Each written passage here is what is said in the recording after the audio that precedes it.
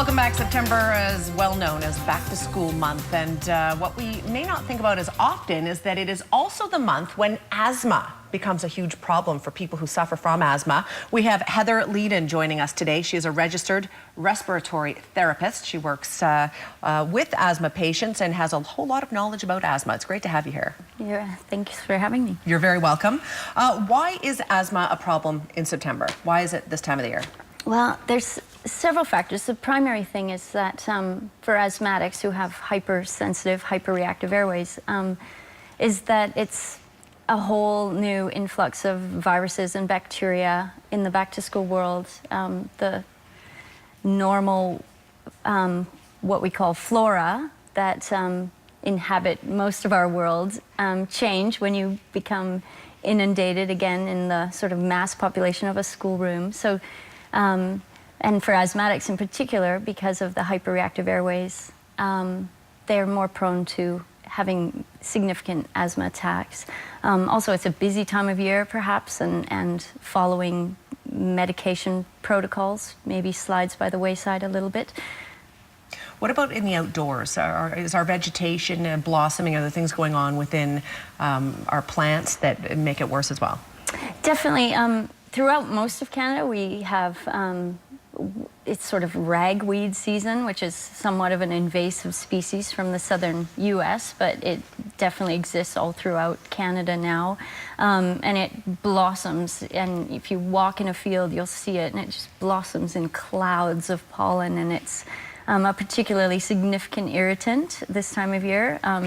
Right now with the rains, and it depends on the climate and what's going on. Rains obviously suppress those pollens and keep things less airborne. Also, we've been really lucky this year that the forest fire season has been relatively insignificant. So air quality right now is really good. Cold air also creates, as the air gets colder, creates more inversion of pollution. We live in a industrialized world, and with that industrialization, we're getting higher incidence of asthma diagnosis and larger problems because of that. In speaking with you earlier, one thing I found quite disturbing is that it seems that there is a lack of importance placed on the problem with the people that have it, specifically kids, teenagers. They know that they should be using puffers, they know they should be doing this and that, but they say, oh no, I'm just not going to bother. That's not good.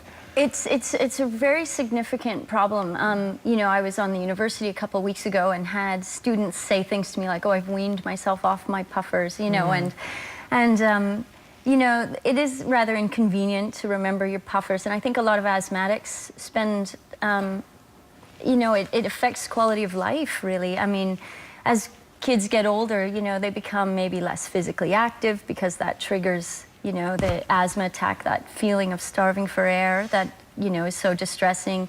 So gradually people avoid those kinds of situations. In some cases, avoiding asthma triggers is a good thing, like not being around some cigarette smoke or avoiding animals, if that's something that's a trigger for you. But exercise, of course, helps the human body in so many ways. So you shouldn't avoid these things either. Right. And so, by using your medicine adequately, you should be able to have a reasonable quality of life. And my last question would be, because we're almost out of time, would you say that asthma is becoming a bigger problem in modern society? Are we seeing more cases diagnosed? There is a significant increase. The major link to that is industrialization. We're also seeing sort of in Canada, we have almost 9 deaths a day related to asthma. Really? Which is higher than both, AIDS and tuberculosis combined.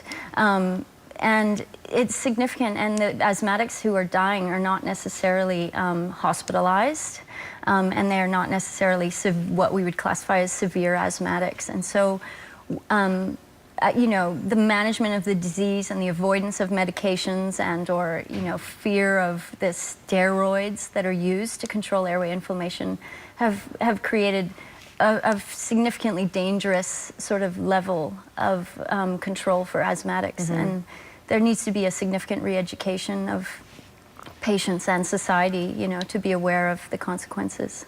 Heather, I appreciate you being on the show today, and that's why we have you on the show, to sort of remind people this is a very serious condition that people who are diagnosed with have to take seriously. So thank you for being here today. You're welcome. Thanks for having me. You're very welcome.